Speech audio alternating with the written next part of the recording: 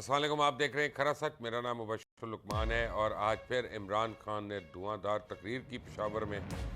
4 सदा से कुछ यानी फासले के ऊपर 4 सदा डूबा हुआ है। वहाँ लोग बेबस हैं और लोग इमदाद का इंतज़ार कर रहे हैं और इमरान खान हवाई फुलझड़ियाँ छोड़ते रहे इतनी देर वहाँ पे। अब एनीवे बहुत से लोग हैं कि जो उनकी बात का यकीन करते हैं। अब काफ़ी लोगों को समझ भी आना शुरू हो गया। मुझे आज बड़े अहम तज्ज़ियाकारों ने ज्वाइन किया है। उनमें से कोई किसी तारुफ का मोहताज नहीं है। आमिर ज़िया कराची में है, मुश्ताक मिन्हाज साहब जो हैं वो आज़ाद कश्मीर में, अब्दुर्रऊफ़ साहब लाहौर में और मुनीब फ़ारूक भी मुझे थोड़ी देर में इस्लामाबाद से ज्वाइन करेंगे। आप सबका बहुत बहुत शुक्रिया। वेरी क्विकली मुश्ताक मिन्हाज साहब आपसे शुरू करते हैं। इमरान खान ने पेशावर जलसे में एक बार फिर ये कह दिया है कि मैंने मजिस्ट्रेट ज़ेबा के ख़िलाफ़ जो कहा वो इसलिए कहा कि मैं देख रहा था कि शहबाज गिल के ऊपर तशद्दुद हुआ है, यानी जवाज़ दिया कि मैंने जो कहा वो ठीक कहा। सवाल अब ये है कि जस्टिस अतर मिनल्ला साहब जो हैं अब वो क्या कहेंगे जब इमरान खान उनके सामने होंगे कंटेम्प्ट के केस में, क्योंकि कंटेम्प्ट को तो एतराफ़ उन्होंने कर लिया और कोई माफ़ी भी नहीं है। अब क्या कहेंगे? बहुत शुक्रिया बशर लुकमान भाई। मैं क्या कहूँ, एक ऐसी शख्सियत पे हम बात कर रहे हैं जो कि इस मुल्क के प्राइम मिनिस्टर रहे और जिस तरह बने वो भी आपके सामने है। और आज एक केसेस के सिलसिले में वो एक अदालत को भी के सामने भी यानी पेशियां भुगत रहे हैं और अदालत भी उनको रिलीफ देने के लिए तैयार नज़र आ रही है। यानी बारहा उनकी खिदमात का तज़किरा भी किया जाता है, उनकी फॉलोइंग का जिक्र भी किया जाता है, फिर उनको ये भी कहा जाता है इतने प्यार से कि आप जो है ना 7 दिन का टाइम भी दिया जाता है और फिर पेशावर में जाके वो ये कहते हैं कि मैंने यानी उसका जो जस्टिफिकेशन देते हैं, जो उन्होंने कहा, जो उन्होंने वहाँ पर जवाब दावा वहाँ पर कंटेम्प्ट में जो है ना वो उन्होंने कोर्ट के सामने पेश किया हुआ है। तो जाहिर है अब या तो ये दो चीजें हो सकती हैं, या तो वो बिल्कुल सादगी में ये सारी चीजें कह रहे हैं और उनको इस चीज का इल्म ही नहीं है कि इनके क्या यानी इसके समरात उनकी सियासत पर असरात पड़ेंगे, और ना ही उनको शायद ये हो सकता है कि वो प्लानिंग के साथ कर रहे हो और वो बाकायदा अदालतों को अदारों को वो अपने जो है ना ज़रब उनके इर्द गिर्द मुशाहिर भी काफ़ी तगड़े हैं। तो इतने तगड़े और फवाद चौधरी जैसे मशीरों के होते हुए इमरान खान साहब को तो किसी थिंक टैंक की भी जरूरत नहीं है। तो वो एक तरह से यानी एक 1 स्टेप जो है ना फॉरवर्ड और 2 स्टेप बैक वाली पॉलिसी मुझे लग रही है कि सामने आओ, अदालत के सामने तो थोड़ा सा अपने आप को फ्लेक्सिबल पेश करो और कहो कि ये सूरत हाल थी, और जब आप बाहर जाएं अपनी कॉन्स्टिट्यूंसी के अंदर जाएं, अपने जो वहां पर आपकी जो यूथ है, आपके जो जलसों के अंदर जो लोग हैं, तो उनके सामने फिर जो है ना बड़ी बड़क मारें। क्योंकि उनको ये बताया गया है कि मौला जटनामी एक किरदार था जो कि पंजाब के अंदर जब आया, उसकी फिल्म आई, तो फिर वो 4-5 साल जो है वो यानी बाकायदा सिनेमा से नहीं उतरी। तो वो मौला जट स्टाइल भी वो अपनाना चाहते हैं और दूसरी तरफ जो है वो अदालतों के सामने अपने आप को एक फ्लेक्सिबल शख्स के तौर पर भी है। एक वक्त में वो तकरीरों में जो है वो फौज को मीर जाफर और मीर सादक के किरदार भी, और दूसरी तरफ कह रहे हैं कि मेरा उनके साथ कोई लड़ाई बनती नहीं है, मैं तो उनको फितरती हलीफ हूँ। तो जो फितरी हलीफ होते हैं वो इस तरीके से तो नहीं करते। तो जाहिर है ये उनको अदालत को भी पता है। अब अदालत भी चूंकि बदकिस्मती से कि मीडिया देखती है, हालांकि अदालत का काम नहीं है कि वो मीडिया देखें, सोशल मीडिया देखें, किसी की फैन फॉलोइंग देखें। वो देखें कि भाई जो कागज उनके सामने आया है, जो केस उनके सामने आया है, ये केस जो अहम होना चाहिए, कोई फेस अहम होना नहीं चाहिए। तो वो अपने तौर पर उसको इमरान खान अपनी स्ट्रेटेजी के तौर पर आगे बढ़ रहे हैं। शायद उनके वकला ने भी उनको ये कहा हो कि आप ये बात कहें और हम उसकी जो है ना तोजियात और उसकी वजाहत अदालत के सामने दूसरी देंगे। लेकिन मुझे ये इमरान खान का केस और इमरान खान के जो मामलात हैं, ये मुबशर भाई को मुझे लंबा चलता हुआ नजर नहीं आते। ये दुकान मुझे बंद होती नजर आ रही है बदकिस्मती से। यानी मैं यानी एज ए PMLN के वर्कर के और यानी एक तजिया सबक तजिया निगार आपके साथी के, मुझे ये हट्टी जो है ये मुझे कोई ज्यादा देर चलती नजर नहीं आती। इसका कोई अंतिम संस्कार होगा और जो भी होगा वो इस मुल्क की बदकिस्मती होगी।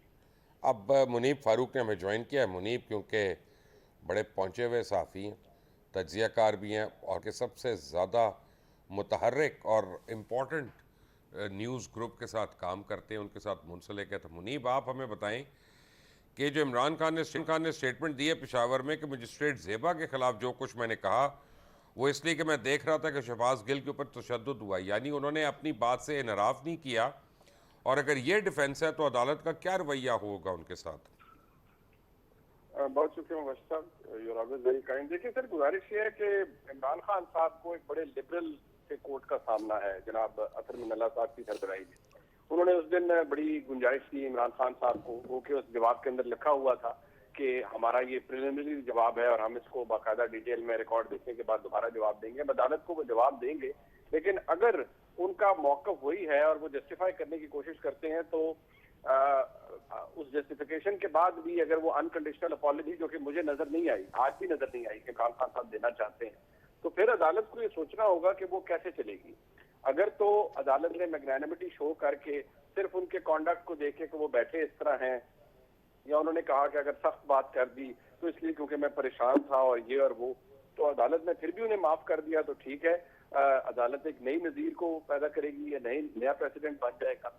लेकिन अगर अदालत ने उन साबका नजीरों को जहन में रखना है या प्रेसिडेंट्स को रखना है जो कि अदालत ने खुद सेट की है, जिनका जिक्र भी मौजूद चीफ जस्टिस साहब और दीगर जज साहबान ने किया, तो फिर अदालत को ये देखना पड़ेगा कि इमरान खान साहब बेशक आज आपने जो पॉपुलैरिटी है उसके अरूज के ऊपर है, लेकिन क्या आपने पॉपुलैरिटी को म्यार बना देना है? इज इट अ लाइसेंस कि आपको जो कहना चाहे कह दें, चाहे वो अदलिया के हवाले से हो, चाहे वो फौज के हवाले से हो, चाहे वो किसी और शख्स के हवाले से हो? क्या ये लाइसेंस टू किल है, कुछ सियासी लाइसेंस टू किल है कि आप कह जाएंगे और फिर आप उसी इम्प्यूनिटी के साथ काम करते रहेंगे और आप खुद को इम्यून समझेंगे किसी न किसी कार्रवाई से या किसी भी तरह की मसाइल से?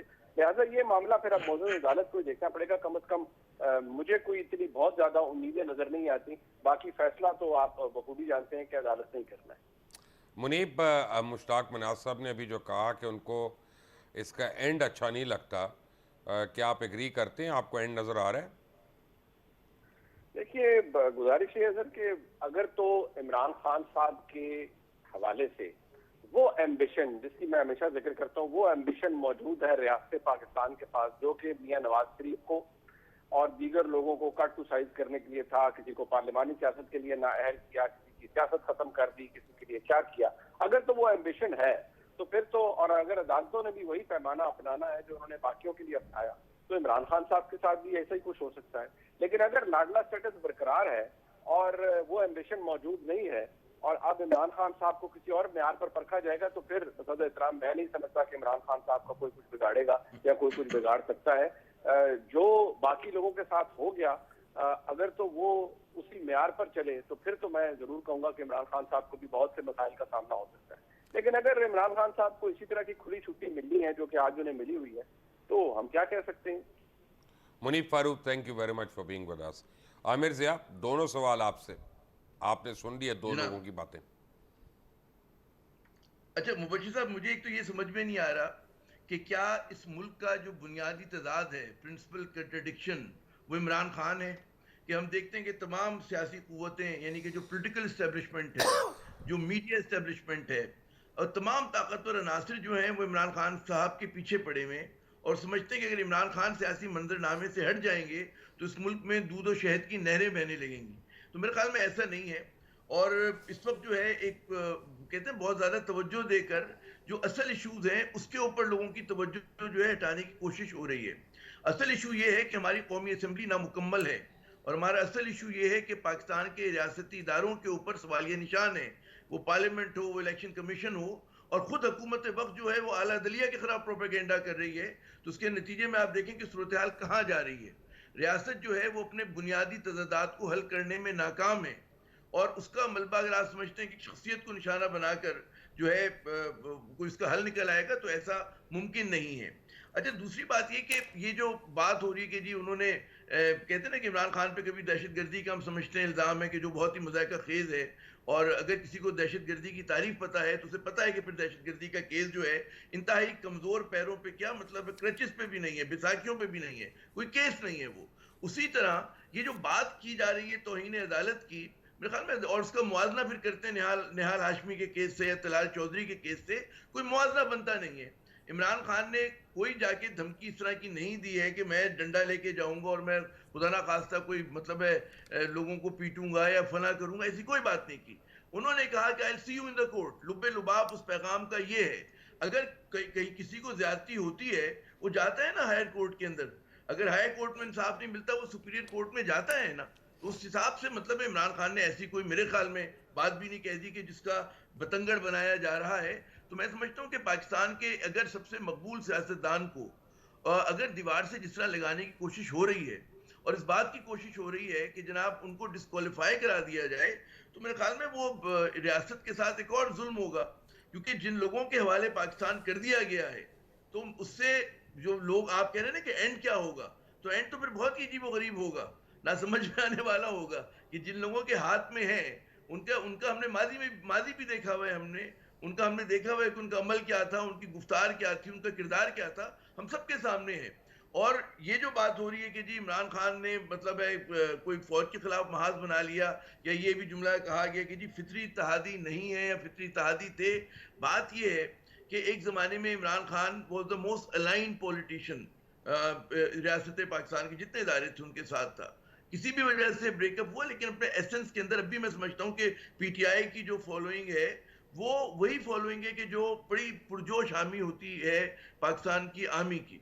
और यही चीज, और जो लोग भी मतलब है वो समझते थे एक ज़माने में कि जी नवाज शरीफ साहब का जो बयानिया है उसमें भारत नवाजी है, उसमें मोदी नवाजी है, उसमें कश्मीर के इशू को कॉम्प्रोमाइज करना है, डॉक्यूमेंटेड चीज़ें हैं ये, कोई मैं अपने दिल से तो नहीं कह रहा।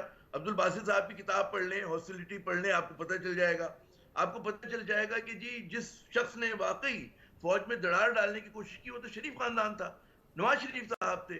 उसका भी आपके पास डॉक्यूमेंटेड है, आप उठा के देख लें कि जब पहली मरतबा इक़्तिदार में आए तो वाहिद मेरे ख्याल में पॉलिटिशियन थे कि जिसने लेफ्टिनेंट जनरल्स को BMW गाड़ी रिश्वत में देने की कोशिश की, बशमूल आसिफ नवाज साहब के। ठीक है ना, वो जाहिर है कि उसको ठुकरा दिया गया और यही कुछ हुआ।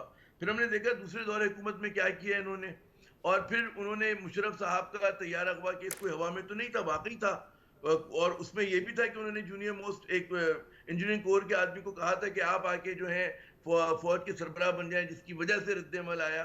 हमें कल की बात है कि रहीम शरीफ साहब के साथ उनका एक टसल थी, बाजवा साहब के साथ टसल थी, कमर जावेद बाजवा साहब के साथ। उससे पहले देखें कि आपने एक जो हमारे बड़े मतलब प्रोफेशनल जनरल हुआ करते थे जहांगीर करामत साहब, उनको कबल वक्त रिटायर कराया। तो वहां पे तो एक पूरा मतलब है कोई बाब या सफा नहीं है, चैप्टर के चैप्टर हैं, पूरी किताबें हैं वहां पर।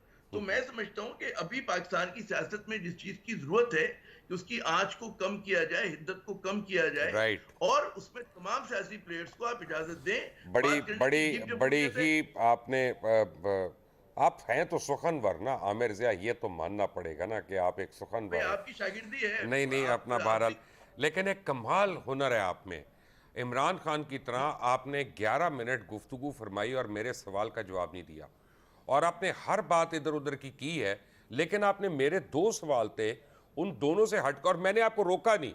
बिल्कुल जिस तरह एस्टेब्लिशमेंट जो है इमरान खान को भी रोक नहीं रही कि वो अपने गर्दन के इर्द गिर्द खुद फंदा बांधता रहेगा और उसी के अंदर वो फंसेगा। मैं आपको बताऊं, निशाना तो इमरान खान लगा रहे हैं, वो तो अमेरिकन कॉन्स्पिरेसी से शुरू हुए हैं, उसके बाद इम्पोर्टेड गवर्नमेंट पे आए, उसके बाद वो हेलीकॉप्टर क्रैश के ऊपर, उसके बाद हमें निशाने तो वो लगा रहे हैं बदल बदल के, उनके ऊपर अभी तक किसी ने निशाना नहीं लगाया। फिर आपने कहा कि नेशनल असम्बली नामुकम्मल है, तो भाई नेशनल असम्बली नामुकम्मल जो है उसके ऊपर ज़िमनी इंतखाबात हो रहे हैं और ये एक जमहूरियत का अमल है, तो ये नामुकम्मल नहीं है, वो अपने एक प्रोसीजर से गुजर रही है।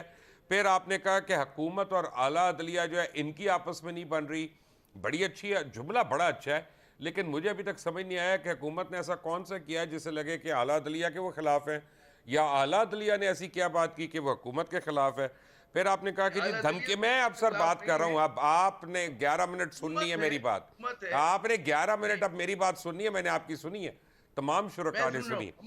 आप धमकी दी जा रही है मुतअद्दिद बार, मोस्ट अलाइंड। फिर आप कहते हैं कि जी नवाज शरीफ ने तो ये कहा, शरीफ खानदान ने ये किया। भाई बात ये है, पहली बात आप समझ लें कि 2 wrongs will not make a 3rd right, you know, पहली बात।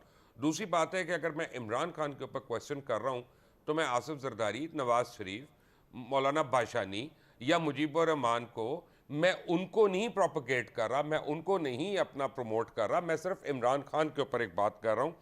और तीसरी बात आपको मैं एक बात बताऊँ, जो बड़ी मासूमियत से आप सारे इमरान खान के सपोर्टर्स भूल रहे हैं ना आमिर ज़िया साहब बात, आप लोगों के नैरेटिव का सबसे ज़्यादा नुकसान खुद इमरान खान को हो रहा है और सबसे ज़्यादा फ़ायदा नवाज शरीफ और आसिफ जरदारी को हो रहा है। क्योंकि अगर वाकई आपकी बात सही है कि नवाज शरीफ असल दुश्मन है इस्टेब्लिशमेंट के, आसिफ जरदारी असल दुश्मन है इस्टेब्लिशमेंट के, तो आज आप रियासत को कमज़ोर कर दें, इतना कमज़ोर कर दें कि इनकी मजबूरी बन जाए कि नवाज शरीफ को और आसिफ जरदारी को अपने सर के ऊपर बैठा के रख लें इमरान खान से निपटने के लिए। तो भैया आप लोग जो है ना, प्रॉब्लम एक और है अपना रऊफ साहब, यहाँ पे आपको बड़ी देर लग गई, सॉरी, बट प्रॉब्लम यह है कि एक अपना ही बुत बना लिया गया और ख़ुद उसी का तवाफ रोज़ होना शुरू हो जाता है। तो अब उसमें समझते हैं कि हम जो है बिल्कुल सही हैं। ये कमाल हो गया ना, मतलब आमिर हमारे भी दोस्त हैं, बड़ी मोहब्बत और बड़े लिबरल आदमी आमिर, तो मुझे इसलिए पसंद है। लेकिन अभी भी पानी पी रहे हैं। जब सबसे बड़ी बात ये होती है कि जब सबसे बड़ी बात ये होती है कि जब ये कहा जाता है ना कि फैक्ट सारे मौजूद हैं, तो उस वक्त बड़ी हैरत होती है कि फैक्ट्स किसको कहा जा रहा है, यानी सच्चाई किसको कहा जा रहा है। सच्चाई वो जो मेरी सच्चाई है या किसी और की सच्चाई है या एक वैसे सच्चाई है। ये तो सच्चाई तो मतलब इस तरीके से है ना, जैसे वो हाथी के बारे में अंधों को बिठा दिया गया था और वो कोई कह रहा है कि ये रस्सी की तरह है और कोई कह रहा है ये पिलर की तरह है और कोई कह रहा है ये बड़ी सी दीवार है। तो सच्चाई कुछ नहीं कही जा सकती। अब इमरान खान साहब ने अपने पैर पे जो कुल्हाड़े मारे हैं खुद, इसका मुआवजा किसी और चीज़ के साथ नहीं हो कई दफ़ा तो वो कुल्हाड़ी ढूंढ के खुद किक मारी है उसको पकड़ के।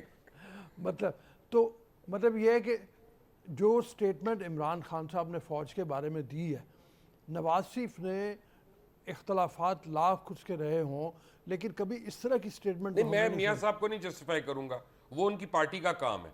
मेरा काम एक तज्जियाकार के हैसियत से जनवन सवालात पूछने, और जो मैं सवाल आज इमरान खान के ऊपर बनता है, किसी पॉलिटिशियन पे नहीं बनता। वजह मैं आपको बताता हूँ।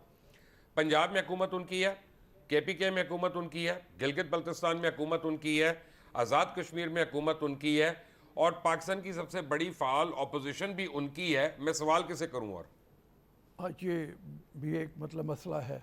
लेकिन बहरहाल हम इस वक्त चूँकि इमरान के हवाले से सवाल उठा था तो इमरान के हवाले से ही बात कर रहे हैं। अब स्टार्ट हम वहाँ से ले लेते हैं ज़ेबा वाला केस।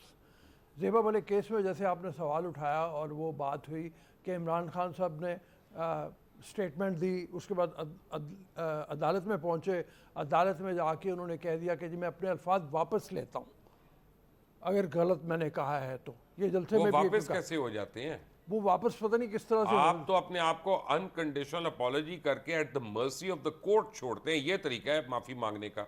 ठीक है, वहाँ पे फिर भी अदालत ने उनको एक छूट दी, और मतलब वो छूट यही है कि वो वहाँ से निकले जो हैं तो अपनी रिटर्न स्टेटमेंट देंगे। तो रिटर्न स्टेटमेंट, हम तो ये उम्मीद कर रहे थे कि रिटर्न स्टेटमेंट में हामिद खान ने जिस तरह से उनका रवैया था वो यही लग रहा था कि इमरान खान के हवाले से ज़रूर ऐसी कोई स्टेटमेंट आएगी जिसमें वो ये कह देंगे कि जनाब वी आर सॉरी। लेकिन यहाँ तो जब आज बयान आया वो बिल्कुल ही इस तरह का है कि वो फिर मतलब उसी के ऊपर अकड़ गए हैं। तो ये 2 स्टेप बैक वाली बात जो है ना, ये बिल्कुल सही है मिनहाज की। अच्छा, अब उसके बाद हम आगे चलते हैं। आगे जो बात हो रही है जनरल आसिफ नवाज़ की या मतलब नवाज शरीफ के हवाले से, उसको भी हम छोड़ देते हैं।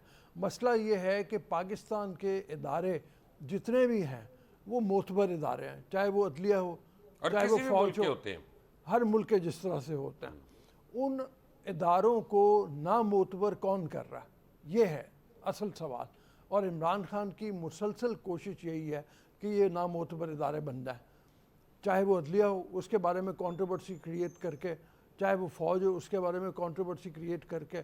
जब मियाँ साहब कर रहे थे ना, हम उनके ऊपर भी कर रहे थे। लेकिन मुश्ताक मिनाज साहब, मैं आपको एक बात बताऊँ कि अब मेरी काफ़ी उम्र हो गई है अल्हम्दुलिल्लाह, और मेरा ये जो सफ़र है ये एडवर्टाइजिंग इंडस्ट्री से शुरू हुआ हुआ है। एडवर्टाइजिंग में, मार्केटिंग में, मैनेजमेंट में, वहाँ से मैं यहाँ तक पहुँचा हूँ। मैं आपको ये गारंटी से बता रहा हूँ मुश्ताक मिनाज साहब कि अभी मैं साबित नहीं कर सकता, लेकिन एक दिन ये ज़रूर साबित होगी बात कि जितनी ये कैंपेन हो रही है, जितनी ये तकरीरें इमरान खान की, जितनी सोशल मीडिया पे फॉलो अप्स हैं, ये बहुत कॉन्सेंट्रेटेड एक कैंपेन है। आपने अगर हॉलीवुड की एक फिल्म देखी हो वैग द डॉग, के किस तरह से क्रिएट किया जाता है, डस्टिन हॉफमैन और रॉबर्ट डी नीरो की जो फिल्म थी, जब वो मोनिका ल्यूंस्की और बिल क्लिंटन का स्कैंडल आने वाला होता है तो उससे पहले वो अल्बानिया में, पता नहीं कौन से मुल्क में, वो जंग एक करवा देते हैं और वो हॉलीवुड वहाँ की प्रोडक्शंस बनाने शुरू कर देता है, पूरी कौम को उस तरफ लगा देते हैं। एग्जैक्टली आप देखें अभी जैसे आमिर ज़िया साहब ने कहा कि कोर इशू से दूर हट रहे हैं। पाकिस्तान का सबसे बड़ा कोर इशू जो है वो इस वक्त सैलाब है। इमरान खान ने एक दफ़ा उसको टच नहीं किया, ठीक है ना। पाकिस्तान का दूसरा कोर इशू मईशत है, वो उसको टच नहीं कर रहे, उसका बेड़ा गर्क करके निकले।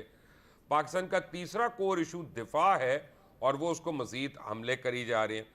तो ये यहाँ पे कॉन्सेंट्रेटेड कैंपेन जो है मुश्ताक मनाज साहब, ये मुझे लग रहा है कि बाहर के मुल्क से बन के आई है। मैं कहता हूं कि जो ज़ाहिर आपने देखा कि अभी तो उन्होंने लॉबिस्ट जो है ना मुकर्रर कर दिए। बरतानिया में पहले से उनके लॉबिस्ट बैठे हुए हैं। अमेरिका में अभी उन्होंने $25,000 पर मंथ, 25,000। ये तो एक का पता है हमें, और भी हैं, और भी हैं। अच्छा, ये एक चीज मैं आपको तो एक थोड़ी सी गलतफहमी है इमरान खान साहब और उनके जो हामी हैं उनको, कि इमरान खान कोई बहुत बड़ी जो है वो कोई मकबूलियत की मराज पर। हाँ, ये इसमें कोई शक नहीं कि पीटीआई की एक जो है मकबूलियत है यूथ के अंदर। पीटीआई जो है बहुत ज्यादा मकबूल है, लेकिन पीएमएलएन की या पीडीएम की ये कोई मुखालफत या ये कोई मुकाबला जो है इमरान खान के साथ नहीं है। उनका मुकाबला इस वक्त महंगाई के साथ है, जो कि इमरान खान ने आईएमएफ से जो मायदे किए और उसके बाद उससे बैकआउट करके एक चार्जशीट भी आपने देखा होगा कि आईएमएफ ने क्या किया और क्या क्या बताया है। अगर ये महंगाई, इमरान खान ये अप्रैल में आखिरी दिनों में इमरान खान का तो नाम लेवा कोई मुल्क में नहीं रह गया था।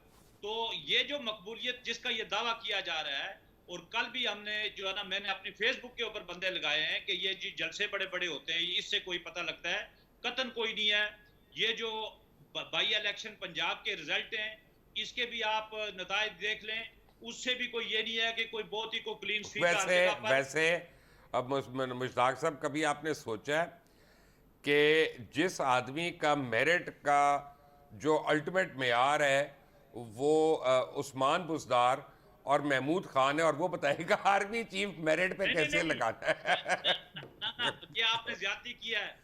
उस्मान बुज़दार तो कम से कम सुबह जो है वो कोई 8-10 बजे दफ्तर तो आ जाता है। महमूद खान भी कोई 9:30 बजे दफ्तर जो है वो आ जाता है और शाम 6 बजे तक बैठता है। काम करता है या नहीं करता? हमारे यहाँ जो उन्होंने तोहफा दिया है जनाब तनवीर इलियास साहब का, वो मेरे भाई वो तो शाम को 7:30 बजे जागते हैं। भाईजान, मैंने एक वीडियो देखी है तनवीर इलियास साहब की, एक वीडियो देखा है, उसमें मैं बाद में आता हूँ, टॉपिक चेंज हो जाएगा। आमिर ज़िया साहब, before I change the topic, in all fairness, थोड़ा सा 1 मिनट में मैं कंक्लूड करूं कि ये वतन को ये ना समझे कि इमरान खान को मकबूलियत की मिराज पे हैं। आज अगर पाकिस्तान की इकोनॉमी बेहतर हो जाए, ये थोड़ी सी गवर्नमेंट कोशिश करके ये महंगाई को और पेट्रोल की कीमतें, ईंधन तेल की, ये इनको कम कर दे, कोई सपोर्ट जो है ना दे दे, सब्सिडी दे दे अपना बिजली की कीमतों मुश्ताक भाई, बड़े अदब के साथ ये आपसे मैं डिसएग्री करता हूँ, बहुत अदब के साथ। ये अगर मगर चूके चुनाचे वाली बातें तो ठीक हैं, लेकिन इसमें कोई दो राय नहीं है कि इमरान खान इस वक्त पाकिस्तान का सबसे मकबूल लीडर है। हम उसको पसंद करें या ना करें, वजह भी अपनी जगह पे, लेकिन उसने जगह है उसकी। आगे चलते हैं। जगह है अपना भाई, आप बशर भाई के ये किस वजह से है? ये मकबूलियत 4 महीने पहले किधर थी? नहीं थी, ये मकबूलियत 4 महीने पहले नहीं थी, 4 महीने पहले नहीं थी। आप लोगों ने रेस्क्यू कर दिया उसको आके, मैं यही कह सकता हूँ। लेकिन हमने मुल्क बचाया है तो उसकी एक कीमत देंगे और इंशाल्लाह ठीक होने के बाद हमारा फिक्स कर देंगे इसको। क्या चाहते हैं आप? ओके, ठीक है, मैं एग्री। आमिर ज़िया, से पहले कि मैं टॉपिक ज़रा सा बदल लूँ अपना, आई थिंक आपके साथ फेयर होगा कि आपको मैं एक दफ़ा मौका दूँ तमाम जवाब देने का, लेकिन उसको प्लीज़ रिस्ट्रिक्टेड रखिएगा। तो आप मुझे खंगार दीजिएगा, मैं फौरन रुक जाऊंगा, फुल स्टॉप लगा नहीं नहीं नहीं, मैं असल में मैं आपको एक बात बताता हूँ, क्योंकि आप बात जो कर रहे हैं, मैं आपकी आवाज़ को नहीं दबाना चाहता, लेकिन मैं चाहता हूँ कि मखसूस टाइम में हो जाए, महदूद टाइम में हो जाए, बस। नहीं बिल्कुल, हम अगर मैं ओवर शूट कर रहा हूँ तो बराए करम बस आप मुझे हल्का सा खंगारिएगा, मैं रुक जाऊंगा। मैं ये कह रहा था कि जो अभी सवाल है ना कि इमरान खान मकबूल हैं गैर मकबूल हैं, एक अलग बहस है। मसला ये कि इस वक्त जो सियासी मतलब एक आपको डिस्पेंसेशन इस मुल्क पे मुसल्लत किया गया है वो बहुत, इसकी क्रेडिबिलिटी जीरो है। और उसके साथ एक और मसला ये है कि उसके जायज होने यानी कि लेजिटिमेट होने में सवालिया निशान है। और हमें ये भी समझना चाहिए कि वो जिस तरह की भी कानून साजी कर रहे हैं, ज़ाहिर अपने बचाव के लिए कर रहे हैं, नए लॉज में कवानीन उन्होंने कर दिए, तो सारे के सारे अवाम की भलाई के लिए नहीं है। तो इमरान खान को जो स्ट्रेंथ मिल रही है वो इस वजह से मिल रही है कि उनके सामने हाउस ऑफ जरदारी और हाउस ऑफ शरीफ है। अगर उनकी जगह कोई वाकई एक कहते हैं ना बेहतर लोग होते, ईमानदार लोग होते, उनके ऊपर माजी का इतना मलबा ना होता तो गालिबन हो सकता है कि सूरत हाल दूसरी होती। बहुत सारे लोग इमरान खान से इसलिए भी जुड़े हैं कि जनाब वो जब देखते हैं, उन्होंने सिंध का अशर देखा हुआ है, उन्होंने मतलब शरीफ खानदान की सियासत देखी हुई है, तो वो इस खौफ में, और इसीलिए आप देखिए कि इमरान खान वाहिद पॉलिटिशियन है कि जिसकी जो फॉलोइंग है वो चारों सूबों में है। उर्दू बोलने वाले हो, पंजाबी हो, पश्तून हो, सिंधी हो, कहीं ना कहीं हर जगह में पॉकेट्स हैं बलोचों में।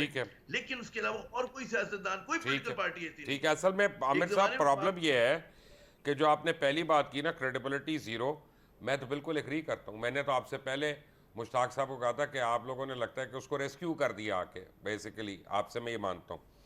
नैब लॉज की जो आप बात कर रहे हैं, बड़ी माजत के साथ ये जो तब्दीलियाँ हुई हैं, ये पाकिस्तान तहरीक इंसाफ के टाइम पे, उनके टाइम पे ये पार्लियामेंट में प्रपोज हुई थी, अब आके वो एक्सेप्ट हुई हैं। और ये सारा ड्राफ्ट जो है नैब लॉज का चेंज ओवर का, ये पीटीआई ने किया था, ये किसी और ने नहीं किया था, तो इसको जरा प्लीज तस्दीक कर लीजिएगा। तीसरी बात, आपकी बात से मैं सर एक कर्ज कर दूं, मैं एक कर्ज तो कर दूं सर, मेरे भी जज्बात है सर। वो पीएनएन वाले कहेंगे तुम पैसे हमसे लेते हो, बोलते होती किसी और को बोलने देते हो। एक मिनट सुन भी ले। वो आपका तीसरी बात जो आपने कहा कि house of Sharif and house of Zardari, यानी बॉटम लाइन इसकी ये है कि इमरान खान को अपने जाने का दुख नहीं है, इनके आने का दुख है। और आप ये समझ रहे हैं कि और किसी को ले आते तो और किसको लाते हैं? बताएं मुझे, इस मुल्क में और कौन आता? एक मिनट, बात ये है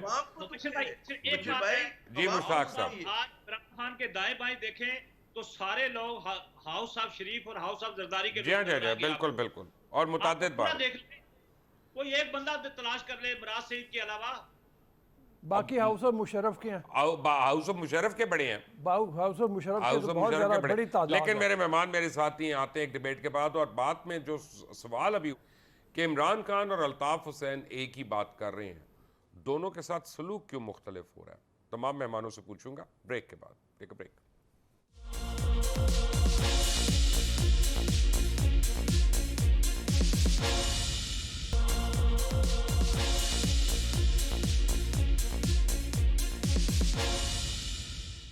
welcome back from the break. और ब्रेक पे जाने से पहले मैंने एक सवाल छोड़ा था, लेकिन अब्दुल रऊफ साहब ने ब्रेक में मुझे एक और सवाल पूछ लिया। मैं कहा पहले उससे शुरू करते हैं फिर आगे चलते हैं। जनाब सवाल है जो आमिर ज़िया कह रहे थे लेजिटिमेसी के हवाले से कि ये हुकूमत जो है इसकी लेजिटिमेसी पे सवाल उठता है। वो किस तरह से सवाल उठता है ये मेरी समझ में नहीं आया। उसकी वजह ये है कि जिस प्रोसेस से गुजर के ये हुकूमत बनी है वो प्रोसेस बिल्कुल क्लियर है, उसमें किसी ने किसी पार्लियामेंट्री है, पार्लियामेंट्री तरीके कार बनी है, उसके ऊपर कोई किसी ने बाहर से कोई बैरूनी मुदाखलत नहीं हुई, कोई साजिश नहीं है। आप लाख बात करते रहें कि साजिश साजिश साजिश, वो बयानिया जो है उसके बारे में आपके पास कोई सबूत नहीं है किसी भी तरह का। आप ख़त लहराएं ना लहराएं जो मर्ज़ी करें, तो मतलब ये लेजिटिमेसी वाली इस बात मेरी समझ में नहीं आई थी। दूसरी बात हो रही है मुल्क का असल मसला क्या है। जिस मुल्क का असल मसला इस वक्त यानी तकरीबन 1300-1400 लोग मारे जा चुके हैं, पूरे सिंध डूबा हुआ है, खैबर पख्तूनख्वा में तबाही आ गई है, इस तमाम तर के बावजूद बलूचिस्तान तबाह हुआ पड़ा है। तो मुल्क का असल मसला तो ये हुआ ना, और इस मुल्क के असल मसले की तरफ इमरान खान साहब तवज्जो देने की बजाय इस वक्त सिर्फ इस पे रोने पे रो रहे हैं कि मेरी हुकूमत क्यों नहीं है, मुझे क्यों गवर्नमेंट नहीं दी जा रही। तो मेरे ख्याल में ये ज़रा थोड़ी सी ज़्यादती हो जाएगी अगर हम ये कहें कि एक तो लेजिटिमेसी वाली बात और दूसरी ये वाली बात ये जो असल मसला क्या है। जनाब मुश्ताक साहब, अल्ताफ़ हुसैन और इमरान खान का बयानिया एक ही है, सलूक क्यों मुख्तलिफ है दोनों के साथ? नहीं, आप देखें जी, एक बिल्कुल बयानिया एक जैसा था, लेकिन आप तजिया करते हुए थोड़ा सा हम जो है ना थोड़ा इंतहा पर चले जाते हैं। आप ये देखें कि जो एमकेएम का प्रोजेक्ट था वो प्रोजेक्ट 1987 से शुरू हुआ और उसका 2017 में जाकर या 16 में या 17 में जाकर जो है ना उसका वो आखिर में क्लोज हुआ। ड्रॉप सीन हुआ। कब हुआ जी? कितना ड्रॉप सीन 17 में हुआ, जी हाँ मशहूर जमाना। जी। अब इमरान खान का देखें 1987 से लेके 17 तक ये कोई बनते हैं 30 साल। इमरान खान का प्रोजेक्ट शुरू हुआ, पाशा साहब ने किया। उससे पहले इमरान खान इन्हीं सड़कों पे बेचारे धक्के खा रहे होते थे, 6 जगह से इलेक्शन लड़ते थे, सारी जगहों से जमानतें जब्त होती थी। 2002 के इलेक्शन में जाके मियाँ वाली से एक सीट मिली और उस सीट के ऊपर भी इतने ओवर एम्बिशियस थे कि वो कह रहे थे कि मुझे प्राइम मिनिस्टर बनाए, और मुशर्रफ पर इस बात से नाराज हो गए। और उसके बाद ये प्रोजेक्ट पाशा साहब ने 2010 के एंड से शुरू किया और 30 अक्टूबर 2011 मशहूर ज़माना जो यादगार पाकिस्तान के ऊपर जो जलसा था उससे शुरू हुआ। तो अभी तो इसके तो इब्तदाई यानी 10 साल भी आप इसको नहीं कह सकते कि पूरे हुए हैं, अभी 10-11 साल पूरे हैं। इमरान जो सफ़र इल्ताफ़ हुसैन ने 25 साल 20 साल के बाद जिसमें शिद्दत लाई थी, इन्होंने अपनी कामयाब हिकमत अमली की वजह से ये प्री मैच्योर जो है ये पहले चले गए और उन्होंने वो काम जो है वो 30 साल में किया। उसके बाद वो नाकाबिले बर्दाश्त हुए। इमरान खान यही काम जो है वो अल्लाह ताला के फजल करम से आप ये देखें कि 10-11 साल में उन्होंने ये काम कर दिया। और अब मुझे नहीं लगता कि इमरान खान और पाकिस्तान जो है ना साथ साथ चल सकते हैं। बिल्कुल इमरान खान एक पाकिस्तान के लिए ख़तरा बन गए। सियासत को छोड़ें, बाकी चीज़ों को छोड़ें, मुखालफत को छोड़ें, क्योंकि वो अब उनका फ्रेम ऑफ माइंड हो गया है कि वो ये समझते हैं कि जिस तरीके से वो कहते हैं वही सच है और कोई उसके सामने नहीं है, कोई दूसरे सब चोर हैं, फौज भी उनके ताबे हो। ये कहते हैं कि ये अपना अभी अमर ज़िया भाई और हमने इकट्ठा भी काम किया, बड़ा एहतराम है कि जी ये नैब के लाज, नैब को और सारे अदारों को इमरान खान ने इस्तेमाल किया और इमरान खान को सारे अदारों ने इस्तेमाल किया। चले अब बात यह है कि पोलराइजेशन इतनी हो चुकी है इस मुल्क में कि मैंने आपकी बात नहीं माननी, आपने मेरी नहीं माननी, और यही एक इस मुल्क का अलमिया है कि हम पढ़े लिखे लोगों की तरह एक एकेडमिक डिस्कोर्स करने से अब कासिर हैं और ये एटलाज हो रहा है। बट आमिर ज़िया साहब, इमरान खान बात हम मुकालमा नहीं कर सकते, 2 मिनट के बाद तो हमारे मुंह से झाग निकलना शुरू हो जाती है। हम कैसे आई एग्री। आमिर ज़िया, इमरान खान और अल्ताफ़ हुसैन के दरमियान सिर्फ डोमिसाइल फ़र्क है कि कुछ और फ़र्क भी हैं? मेरे ख्याल में तो कोई मुआवजा नहीं बनता। ओके। अल्ताफ़ हुसैन साहब की बड़ी लसानियत वाली सियासत थी, उसमें बड़ी पुरतशद्दुद सियासत थी। अगर आपको कराची का वो दौर याद हो, मतलब हमने तो देखा है अपनी आंखों से, मैं क्योंकि कराचीआइट हूँ, तो वो एक बिल्कुल अलग नहज के ऊपर बात हो रही थी। इमरान खान जो है, जैसे मैंने पहले अर्ज किया था कि ये मतलब है एक ज़माने में बेनज़ीर को कहा जाता था वफाकी जंजीर, आज वफाकी जंजीर जो है वो इमरान खान है, क्योंकि सारे सूबों में तमाम अक़लियत जितने भी एथनिक ग्रुप्स हैं, जितने भी सेक्टेरियन ग्रुप्स हैं, उन सब में इनकी फॉलोइंग है। और ये नहीं कहते कि वो पंजाबियों को मुखातिब कर रहे हैं या ये महाजरों को मुखातिब कर रहे हैं या बलोचों और पठानों को, ये पाकिस्तानियों को। इनकी तकरीर की जो मुझे बात अच्छी लगती है बतौर पाकिस्तानी की, कहते हैं पाकिस्तानियों से शुरू करते हैं ये बात। तो ये मैं कोई मुआवजा बिल्कुल नहीं समझता कि ऐसा है। अच्छा, दूसरी बात है कि देखें वो जो प्रोजेक्ट की बात की, मिनाज साहब हमारे मतलब अच्छे दोस्त हैं और इस्लामाबाद में भी हमारी मुलाकात होती थी, साथ भी काम किया, बिल्कुल दुरुस्त है। बात ये है कि नवाज शरीफ साहब का प्रोजेक्ट कब शुरू हुआ था? आप बहुत अच्छी तरह रोशनी डाल सकते हैं कि जिलानी साहब ने कब शुरू किया था, IGI कैसे बनी थी, कैसे ये पहली मरतबा वज़ीर आज़म बने थे। तो वो प्रोजेक्ट जो था मतलब, और आप देखें कि इमरान खान तो पॉलिटिकल विल्डरनेस में रहने के बाद बहुत दिनों तक, उसके बाद इनको इक़्तिदार का वो हुआ ना, मज़ा आया। नवाज शरीफ साहब को तो बड़े आराम से पहले फाइनेंस मिनिस्टर बनाया गया प्रोविंस का, फिर उनको जनाब वज़ीर आला बनाया गया। तो वो एक बिल्कुल कोई मुआवजा बनता नहीं है, कोई पैरेलल नहीं बनता। तो मैं नहीं समझता कि इमरान खान का जो पूरा प्रोजेक्ट है, क्योंकि इमरान खान वाहिद, अगर तमाम आप इन सियासतदानों में देखें तो इमरान खान वाहिद है कि जिसने खुद भी कुछ किया हुआ है, जिसने क्रिकेट भी खेली है, जिसने सोशल वर्क भी बहुत कुछ किया, उसकी ज़ात की अचीवमेंट बहुत ज़्यादा है। उसके मुकाबले में जो हमारी डायनेस्टिक पॉलिटिक्स के बड़े बड़े नाम हैं, उनकी सिफर उनकी वो है, उनकी कोई अचीवमेंट है सिवाय इसके कि कहते हैं ना वो पैदाइश का हादसा है कि जिसकी बिना पर वो जनाब मतलब है कोई पार्टी का चेयरमैन बन गया, कोई को चेयरमैन बन गया, कोई नायब सदर बन गया। बात यूं थी कि इमरान खान से हम नहीं कहते, या मैं मतलब हम, अगर आप जब हुकूमत में थे हम बहुत उन पर तनकीद करते थे कि जनाब उनकी कश्मीर पॉलिसी हमारी समझ में नहीं आती थी, हमें बहुत सारी चीज़ों पर उनके इतराज़ था। लेकिन जब वो इक़्तिदार से हट गए, ये जो एक है ना कि कोई पीटीआई से ना हमारी उस वक्त मुलाकात होती थी ना आज होती है, ना हम जब वो इक़्तिदार में थे इमरान खान तब मिला करते थे, मुबशिर साहब को पता है, हमारा अच्छी तरह से जानते हैं। तो इसलिए नहीं हम लोग उनकी हक में जरा नरम गोशा रखते हैं कि उनसे मुलाकातें हैं या उनके हम कोई हिमायती हो गए या पीटीआई को इक़्तिदार में देखना चाहते हैं। नहीं, हम ये नहीं बहुत कह रहे बड़ी वजह है कि आज वैसे। की पाकिस्तान की आमिर साहब, सियासत में- जी। बड़ी वजह है। आप भी एक रोमांटिक आदमी हैं, तो ये आप देखें रोमांस है आपका, हम उसकी कदर हाँ, करते मेरा हैं। रोमांस लेकिन एक आपको कह मैं सकते बताऊं, हैं। आप अपने कदर में एक बात भूल गए कि आपने कहा ना कि दोनों का मुवाजना नहीं है। अल्ताफ से ने इंतहाई लिसानियत, ये आपने जो अल्फाज इस्तेमाल किए लिसानियत के, उस पर उन्होंने दौर में इस्तेमाल किया, और आपने वो दौर नहीं देखा। या याद होगा आपको कराची का वो दौर, जब हम लोगों ने देखा, कराची वालों ने, बिल्कुल सही आप कह रहे हैं, बोरी बंद लाशें ये वो। लेकिन in all fairness Imran Khan और उनके सपोर्टर्स ने कटी पहाड़ी नहीं देखी। इमरान खान और उनके सपोर्टर्स ने हैदराबाद का मैसेकर नहीं देखा, 8,000 निहत्ते औरतों का, मर्दों का। इमरान खान और उनके सपोर्टर्स ने जनरल नसीरुल्लाह बाबर का एक्शन नहीं देखा। इमरान खान और उनके सपोर्टर्स ने APMSO के ऊपर जो क्रैकडाउन हुआ था वो नहीं देखा। टाइगर फोर्स उसी तरह फिर रही है, कभी फैसलाबाद में पाकिस्तान के झंडे को डिसेक्रेट कर रही है, कभी 14 अगस्त को लाहौर में झंडे उतार रहे थे पाकिस्तान के और PTI के लगा रहे थे। हमने वीडियोस उसकी दिखाई, आपने भी देखी होंगी।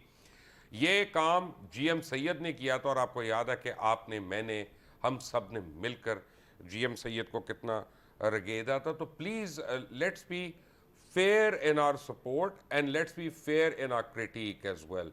मैं सही कह रहा हूँ रऊफ साहब? नहीं, जी, objective होना चाहिए, बिल्कुल। fair भी हो, मैं balance भी हो। आगे आ गया हूँ सर जी। मैं आपके अच्छा साथ जी।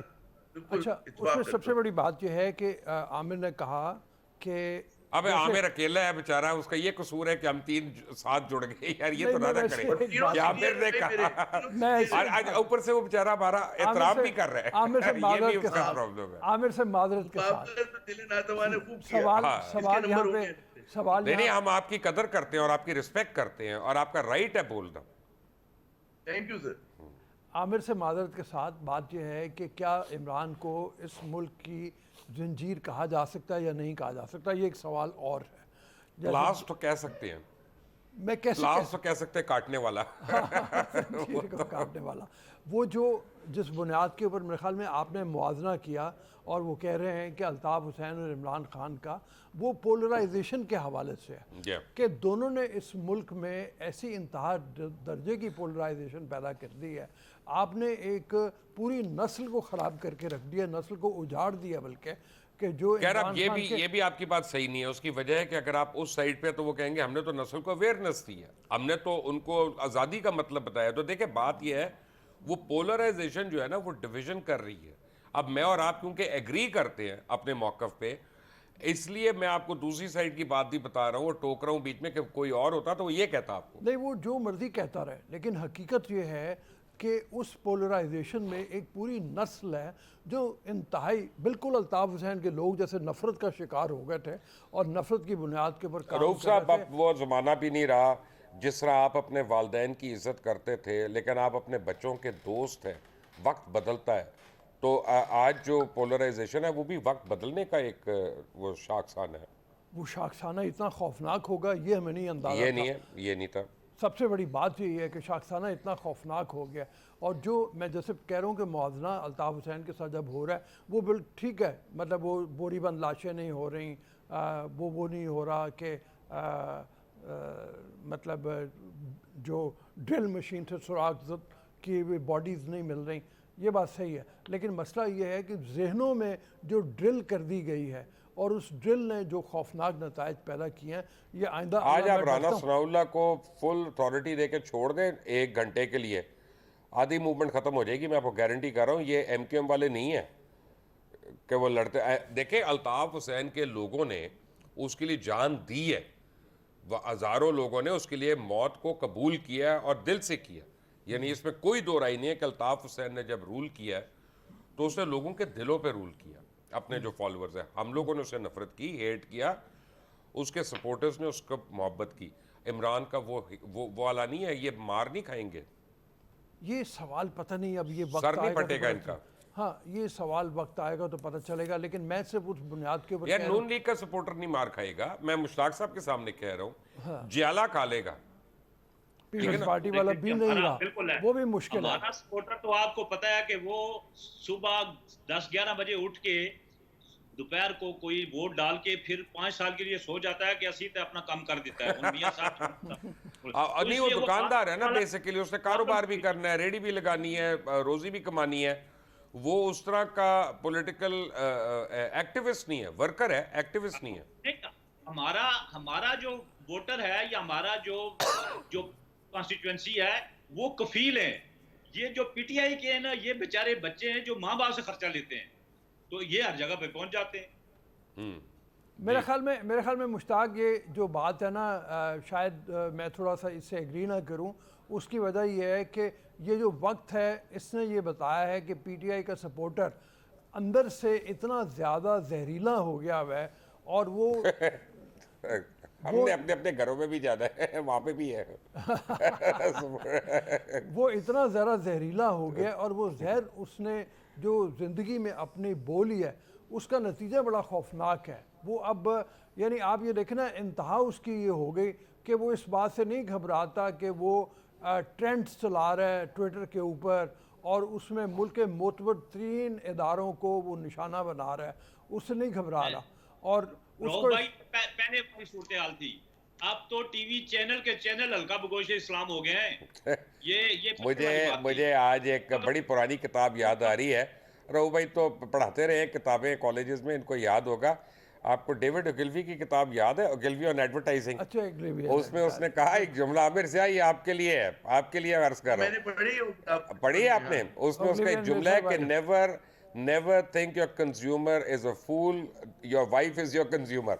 तो घर भी जाना है, हमने घर भी जाना है, ऐसे ना करें, अपना सोच समझ के बात करें। लेकिन प्रॉब्लम ये है मुश्ताक साहब, ऑन अ सीरियस नोट में आपको एक बात बताऊं, मैं क्योंकि इमरान खान को ज़ाती तौर पे जानता हूँ, और मैं थोड़ा उनका बॉडी मैनरिज्म जो है उसको भी जानता हूँ, और बल्कि ये सवाल मुझे आमिर ज़िया साहब से करना चाहिए, क्योंकि ये भी उनको मिले हुए उतनी बारी, आपसे शायद ज़्यादा बारी मिले हो।